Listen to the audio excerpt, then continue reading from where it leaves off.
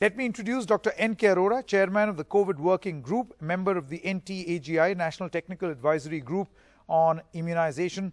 Dr. Arora, thank you so much for joining us. My first question to you is, obviously, you must have thought about this, deliberated upon this. So I want to ask you, on the 21st of June, this date that has been set, what's going to change? I couldn't hear you, your last phrase. Dr. Arora, can you hear me? Yes, now I can hear you well. Yeah, I'm saying that the Prime Minister has set a date, the 21st of June. I want to ask you, what is going to change from that day on? In fact, the vaccination should continue and will continue as it is going on. I think the major change which is likely to come is greater availability of vaccine. And we all know about shift from decentralized procurement to centralized procurement, and also now including 18 to 45-year-old also as part of eligible population. I think that is those are the key issues. But I think the benchmark here is that with all recently what we are hearing is that vaccine availability will increase significantly as we move toward the third week and fourth week of June and July onwards, because our major two suppliers of vaccine, Covishield and Covaxin, they are going to, they are ramping up their production. Sorry.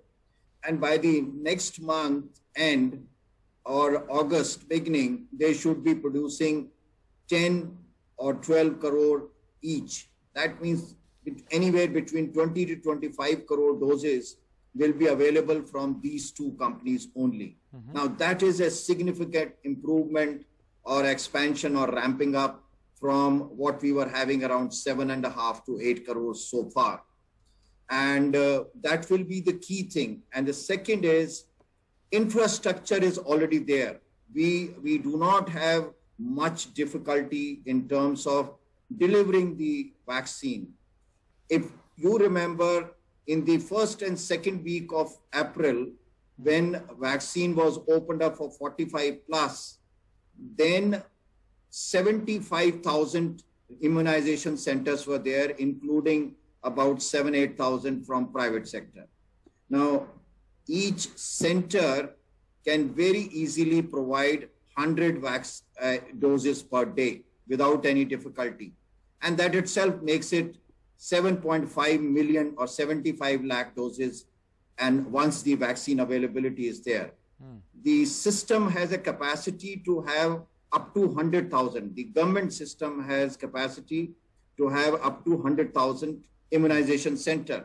Even I think last few days it was around 45,000 or something like that. So there is the delivery background is not a problem. In fact, a innovation will come up that 25% private sector is going to do it. Now, private sector is by itself, they had committed in the beginning that they would be able to provide up to 20,000 immunization centers. Although during last 2.5 or 3 months, the maximum were 5,000-6,000 or so. But with smaller hospitals and small nursing homes getting the vaccine, I think this base will also, particularly in urban areas. And rural area can be very well covered because the pediatric immunization background is very good. So that is two things. One is vaccine availability, second is infrastructure. And this is happening on the platform of COVID.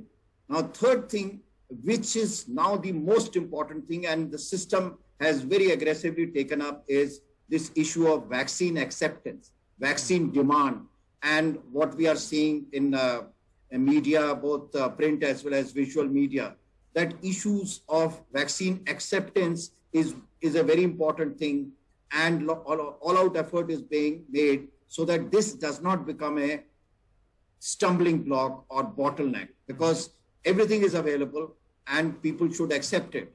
And particularly in certain pockets, we know there are hesitancy, and those are important issues. So that work is already taking place at very kind of a big scale, and proactively things are being done for that purpose. Sure, Dr. Arora. So these are the three things we feel. And so the system is geared anywhere between 75 to 1 crore doses a day without any difficulty, because the way infrastructure is there, that should not be, I don't think there will be any problem for that. Okay, and if we have that pace of vaccination, hopefully we'll meet our targets as well.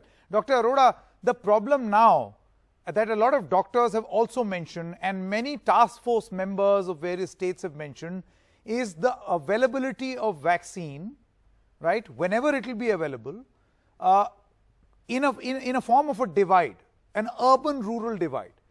Can you answer how are you going to address this concern? And then there is another divide which I'll come to later. So vaccine availability, as I said, the way I have gone around in 2 or 3 states. I was in Uttar Pradesh and Bareilly last week, and Haryana, and then 1 or 2 other states in Meghalaya also. What we have seen that the infrastructure and the preparation in the rural area is not at all a challenge. All PSCs and CSCs are geared to deliver vaccines. The important part is that cold chain, which becomes a challenge or a kind of a issue which how to handle that. That cold chain point is not an issue, and practically all CSCs and PSCs are providing.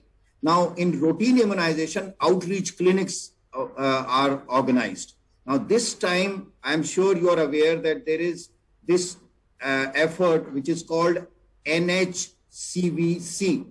That means Near Home Corona Vaccine Center. Now, this is particularly for rural areas, particularly for those who are elderly, who don't have to walk around. So it is not in every village, but in small clusters of 2 or 3 villages, these clinics will be operating, so that people who cannot be taken for too long or who are frail, there is a scientific definition for frailty, they will be all brought together after they have been identified and given vaccine right in their village or very near their village.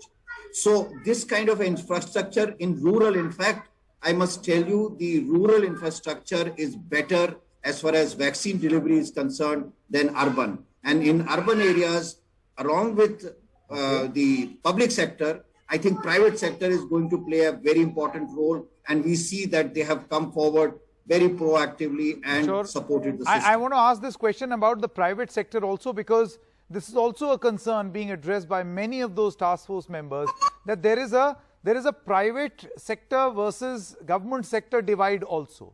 That many big hospitals are going to corner most of those vaccines allotted for the private sector, and then many small hospitals which are also part of the private sector in smaller areas will not have vaccines. How do you address this concern? In fact, you have raised exactly the important question, that how do we really expand? And last 3 months experience has shown that when this happens, you cannot, and that's why private sector was having anywhere between 2,000 to 5,000 immunization centers, and mostly in mega cities. So you're absolutely right. Now with 25% availability of vaccine in the private sector. So for example, in a very kind of a conservative, let's say 24, 25 crore doses are just administered in a month. So about 6 crore doses will be available for private sector.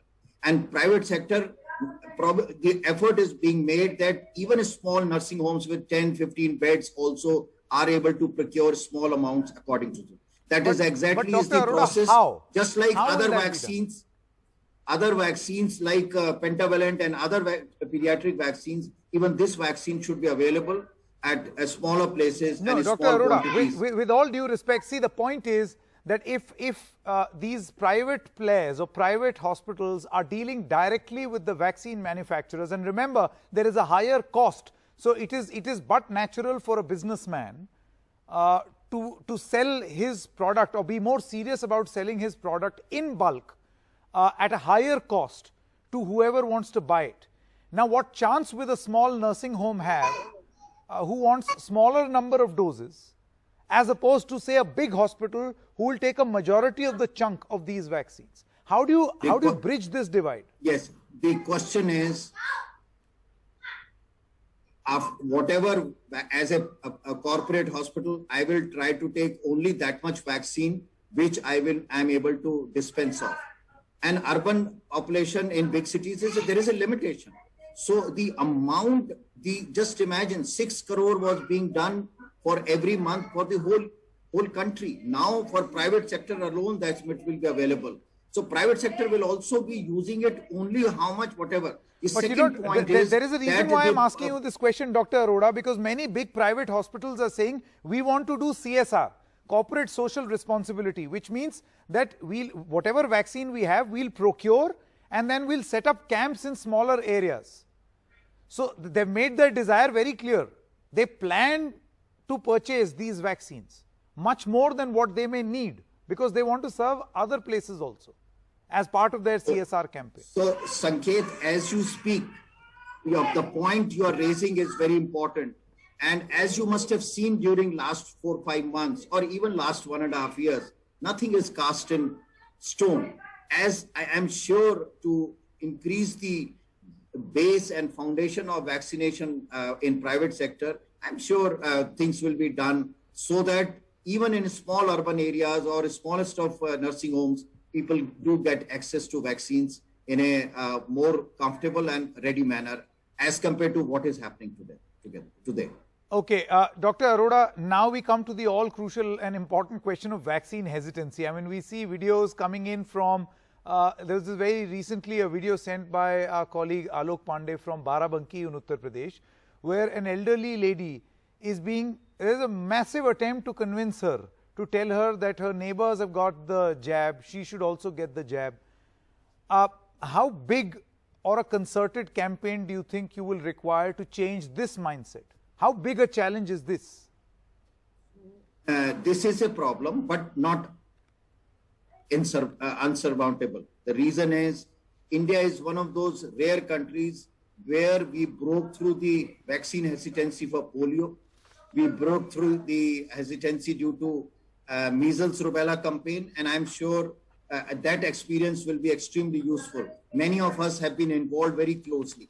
Now, the first important thing is to understand the underlying factors which lead to less demand or hesitancy or reluctance. One of the very important things which has come to light is that particularly in rural areas and even in urban areas, many people do not understand the importance of the disease, the significance of the disease in terms of its severity. Because, and they are correct to a very large extent, that 85% or 80% just have a mild cold and cough and fever and they become all right. So they do not foresee any major issue. Yeah. But the important point is the disease is so unpredictable. Who gets a severe disease, who requires hospitalization, and who is likely to die is quite difficult. Although age is a factor, comorbidity is a factor, but in younger population it affects. So I think this is a message, and this myth, the awareness has to be kind of entered into the community on number one. Number two, there are a lot of myths and misinformation, and sometimes it campaigns. Again, let me take the example of sterility and the damage it can cause to men and women in all kinds. Now, whenever a major campaign of vaccines have taken place in India and in even other parts of the world, these kind of rumors are always there. I'm sure you would remember from polio, from measles, these kind of rumors. And there is a scientific and behavioral science methods to debunk these and systematically try to break these misinformation. Third component, which is equally important, and that is the fear of unknown. And I think that is what you were also talking about, कि कुछ हो जाएगा, हम तो नहीं लगवाएंगे, हमें पता नहीं क्या हो जाएगा. Now that kind of thing that 24 crore people have already taken, we also know even health providers were resistant and hesitant to begin with. And over the time that has moved on. And similarly, so I have broadly categorized it, these three, and there are others, and there are studies going on across the country, trying to understand the cultural and contextual issues which may help us to understand how to break through vaccine hesitancy. So there is a very scientific way to address this issue across the country. Sure. Two quick questions before I let you go, Dr. Arora. Number one is, a statement that came in from Dr. Ashok Seth. He's the chairman of Fortis Escorts. And he said that if this country can conduct general elections, Lok Sabha elections, in 1.5 months in various phases, and imagine the number of population which goes to vote, close to 900 million, 90 crore people.